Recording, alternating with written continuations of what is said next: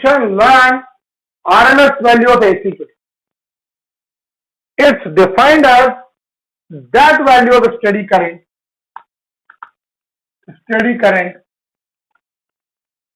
which would produce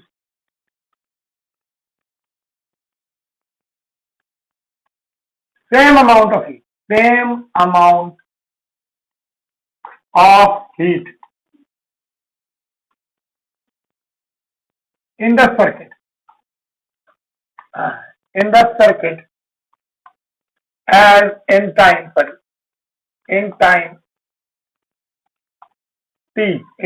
t across resistance R in the circuit as a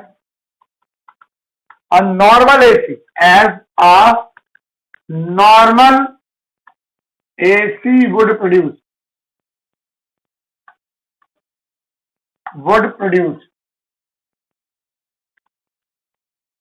in the same circuit and in the same time period.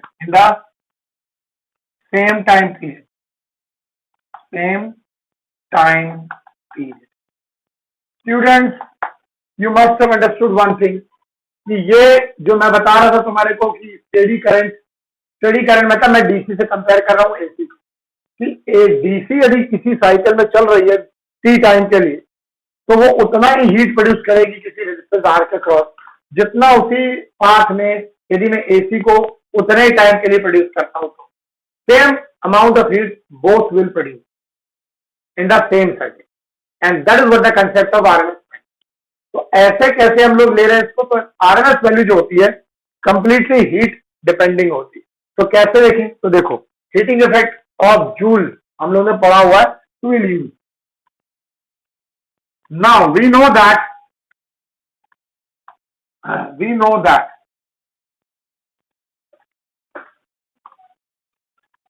heating value across resistance R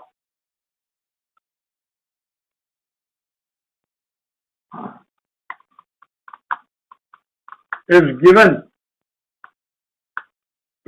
as dH given for, in fact ऐसा लिखें, given for time dt and dH होगा छोटा सा time के लिए, छोटा सा heat. तो हमें सबको मालूम होगा H की वैल्यू होती थी I स्क्वायर RT, हमको सबको आइडिया है ये वाला फॉर्मूला। तो यदि मैं इस जगह पे ऐसा लिखता तो यहां भी देखो DH इक्वल टू क्या होता है, I स्क्वायर R dt हो जाएगा मेरे लिए ये वाला पार्ट। यदि DH equal to I square R dt है तो देखो ध्यान से क्या होगा हमारे कंडीशन में इक्वेशन। पर तुम्हें मालूम है कि कभी भी हम लोग एसी की बात करते हैं तो I will not be only I, this I is considered as I naught sine omega t, ये तुमको पता अच्छे से। और E की वैल्यू जो होती है हमेशा एसी के लिए E not sine omega T होती है। अभी फिलहाल हमको क्या चाहिए, I की वैल्यू चाहिए, will put that value. There we have a relation F। DH की वैल्यू आप क्या करते हो, I की value I naught square sine square omega t dt लिख देते हो यहां। अब ये तुमको दिख रहा है ये इंटीग्रेबल इक्वेशन है, दिस इज इंटीग्रेबल इक्वेशन। तो क्या होगा देखो, चलो तुम लोगों ने ये ऊपर वाला डेफिनेशन लिख लिया होगा तो मैं ऊपर वाला पार्ट बचा दे रहा हूं, देखो क्या होगा। अब देखो तो तुम्हें पता है आरएमएस वैल्यू का हम लोग वैल्यू निकाल रहे हैं, कंडीशन निकाल रहे हैं, तो हम लोग इसको उठा के ऊपर ले जाते हैं। अब देखो तो therefore we have a relation, a result on integration integration, integration कहाँ, within limit, integration within limit. हम लोग लिमिट के अंदर में इंटीग्रेशन करेंगे इसका, will integrated within limit. तो लिमिट के अंदर में इंटीग्रेशन करने पर मुझे क्या मिलेगा रिजल्ट, लेट्स सी। dh का इंटीग्रेशन करें हम लोग, कहां से कहां तक, 0 से h के बीच, आई नॉट स्क्वायर बाहर निकाल लेंगे, r भी बाहर निकाल लेंगे, एक्चुअली r के साथ था तो r भी बाहर निकाल लेंगे, ये मैंने r लिखना यहाँ छोड़ दिया था तो r भी टेकन, आई बाहर निकाल लेंगे, R square, I naught square बाहर, आर भी बाहर, बचेगा क्या, साइन स्क्वायर ओमेगा टी, ये हमने लिया।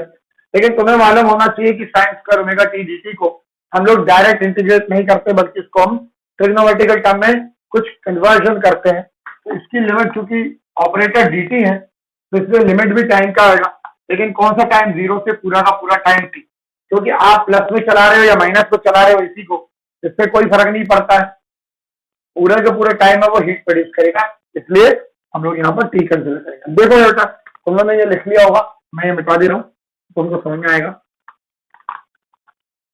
तो देखो यहाँ dh का इंटीग्रेशन हो जाएगा h,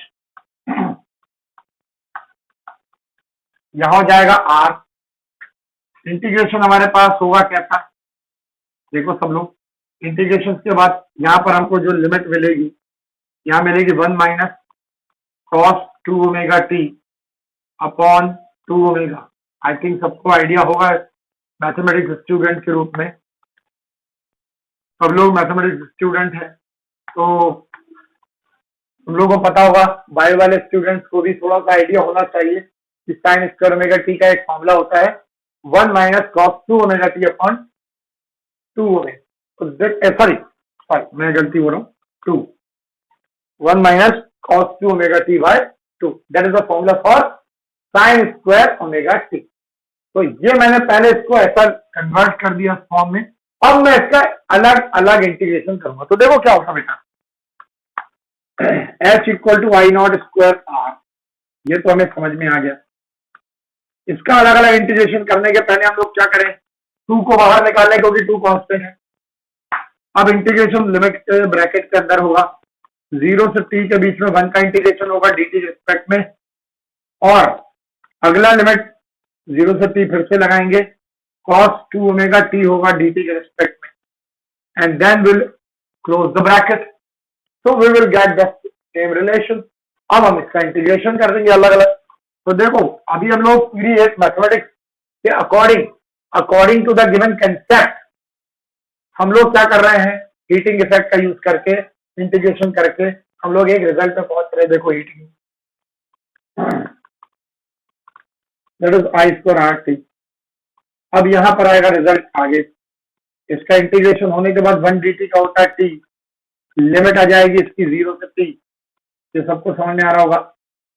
लिमिट 0 से cos t के बीच में cos 2 ओमेगा t का इंटीग्रेशन कितना होता है तुम्हें मालूम होगा शायद, sin 2 omega t upon 2 omega होता है, इसकी भी लिमिट डालोगे आप 0 से t और ब्रैकेट बंद कर दो फिलहाल तुम्हें। लेकिन एक चीज मालूम होना चाहिए कि cos को जब हम लोग इंटीग्रेशन करके sin 2 ओमेगा t में बदल दिया तो ये जो लिमिट रखी हुई है वो सिर्फ t के लिए होती है, that limit is only for t, मतलब हम जो भी वैल्यू रखेंगे that is only meant for t that. अब देखो जब आप इसमें लिमिट रखोगे तो क्या हुआ, साइड में तुमको पता होना चाहिए एक चीज और, cos के बाद जो ओमेगा लिखा हुआ है, ओमेगा में ओमेगा की वैल्यू होती है 2 पाई अपॉन कैपिटल टी यानी कि टाइम टी। जब आप इस ओमेगा की वैल्यू यहां रखोगे उसके बाद टी की लिमिट रखोगे, उसके बाद यहां माइनस करके 0 की लिमिट रखोगे, तो फाइनली सब पुट करके इसका टोटल वैल्यू इसमें हिस्से का 0 हो जाएगा। तो अपन देखें आगे वाला पार्ट तो तुम्हें और क्लियर हो जाएगी चीजें। तो देखो स्टूडेंट क्या होगा आगे, मैं ऊपर वाला पार्ट मिटा दे रहा हूं, तुम्हें समझ में आएगा। तो देखो यहाँ देखो सब लोग देखो ध्यान से तो तुम्हें क्लियर होगा चीज। हीटिंग इफेक्ट कितनी आएगी, h, I naught square R by 2, limit रखोगे t माइनस 0, t माइनस 0 मतलब आप t माइनस 0 आप लोअर लिमिट, फिर माइनस करोगे आप दूसरे पार्ट के लिए, तो यहां पर जब आप लिमिट रखोगे तो टोटल वैल्यू हमारे पास 0 मिल जाएगी। आप करके खुद देख सकते हो ये, ठीक है, तो देख लो यहाँ। तो बस ओमेगा की वैल्यू आपको ध्यान रखना है 2π/t रखनी है, उसके बाद आपको ये लिमिट पुट करनी है, upper limit and low limit, automatically the sum maximum terms will be cancelled and result will be in sin n pi term, result will be in terms of sin n pi, and sin n pi की कोई भी value 0, so you will get 0 ultimately। Finally ये 0 आ गया, तो h equal to हो जाएगा I naught square r bye 2, और यहां आ जाएगा सिर्फ t। तो ये मेरे पास एक डेफिनेशन के रूप में आ गया, हम लोग रिलेशन आ गया हमारे पास h t बाय 2। ये सबको समझ में आ गया होगा स्टूडेंट, लेकिन ये सिर्फ एक कंसेप्चुअल मैथमेटिकल डेरिवेशन, लेकिन तुमको डेफिनेशन में क्या बोल रहा था, देखो ये तुम्हें मालूम चल गया तो मैं बता रहा हूँ, ये ऊपर वाला पार्ट तुम्हारे लिए इंपॉर्टेंट है, नोट डाउन, इसके क्वेश्चन नंबर 2 ले लो मान लो। लेकिन तुमको पता है कि बाय डेफिनेशन भी कुछ था, now by definition you need to write down, now by definition, students ध्यान देना, now by definition we get a relation for heat as, हीट के लिए मुझे क्या रिलेशन मिलेगा, देखो यहाँ बेटा, हीट H प्रोड्यूस होगी, किसके कारण से प्रोड्यूस होगी, आई RMS करंट के कारण से प्रोड्यूस होगी, स्क्वायर के फॉर्म, किस रेजिस्टेंस के अक्रॉस प्रोड्यूस होगी, आर रेजिस्टेंस के अक्रॉस प्रोड्यूस होगी, कितने टाइम में प्रोड्यूस होगी, ऑब्वियस सी बात है 0 से t लिया तो टोटल t टाइम t के लिए प्रोड्यूस होगी। तो ये मेरे पास डेफिनेशन से एक रिलेशन मिल रहा है। अब क्या करोगे, ये भी h निकल रहा है और ये भी h निकल रहा है, तो दोनों को क्या करोगे आप, इक्वेट कर दो। तो now on equating equation 2 and 3 and see students what do we get, and we get दोनों को इक्वेट करने पर क्या मिलेगा, देखो यहाँ I naught square R T by 2 यहां आ गया, I RMS square R T यहां आ गया, आर टी कैंसिल हो गया, ठीक है, तो क्या मिलेगा देखो, आई नॉट स्क्वायर और bye 2 whole equal to RMS square, you will get that relation, I think understood everyone, इतना तो तुम्हें समझ में आ गया होगा। अब हम लोग थोड़ा सा और आगे बढ़ते हैं, फाइनली मेरे को IRMS चाहिए, तो IRMS क्या मिलेगा देखो, therefore we get RMS value as देखो यहाँ स्टूडेंट, IRMS